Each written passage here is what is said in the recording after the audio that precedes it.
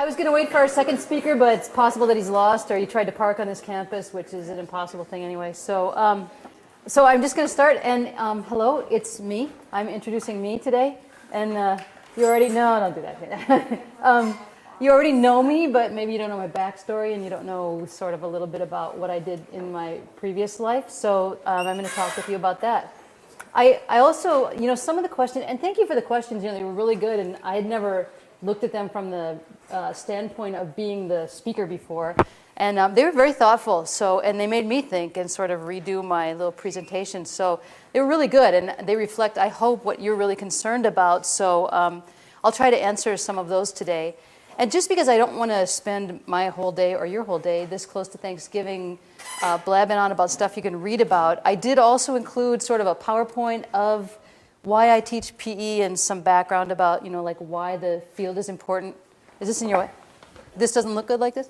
I included that on the web page, on the course web page. So when you go there and you scroll down to PE teacher lady, if you click on the link for PE teacher, you get like just a little slide thing about physical education and some of my thoughts about why I think it's important.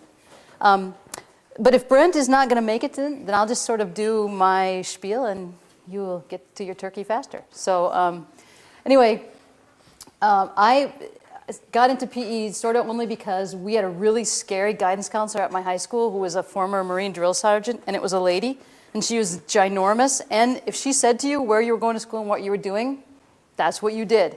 And so she saw that I was active in athletics in high school and that I worked at the recreation department. And so she said, you are going to lacrosse and you're majoring in PE. And I said, yes, ma'am. And that's what I did. I never saw the campus before I went there, never knew anything about the program, didn't read the brochures, never went to those college fun nights. I never did any of it, none. And so either she got totally divinely inspired or something happened because I love what I do. It's amazing. She just knew. So I went to lacrosse, great experience there. But basically, I've been teaching PE my whole life. I mean, the two things I love to do are play and learn. And if you put those together, sort of that's what PE is. And so, I feel like I've just been doing that my entire life. To get paid to do it, to get the keys to be able to have the toys to do it, to have kids to do it with, all bonus. All bonus. So I feel like she pushed me in the right direction. I did do a couple things along the way there. Like it wasn't just this sort of dreamy thing where my high school guidance counselor said, go to school, get a degree, and you'll get a job. Yeah, well, I went to school and I got a degree and could not get a job. Could not get a job. I mean, I graduated sort of in the mid-'80s when there were a lot of people entering the field of PE and there were not a lot of jobs. So I sold aerial photographs out of the back of my car. I was a tennis professional out east for a while. I, just did all this crazy kind of stuff until I could get a job in teaching. And that was just not a good time to be able to get one.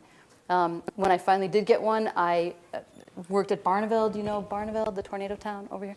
I got a job out there, but only because I sat in front of the school district, the school board, and said, I will start at the lowest possible salary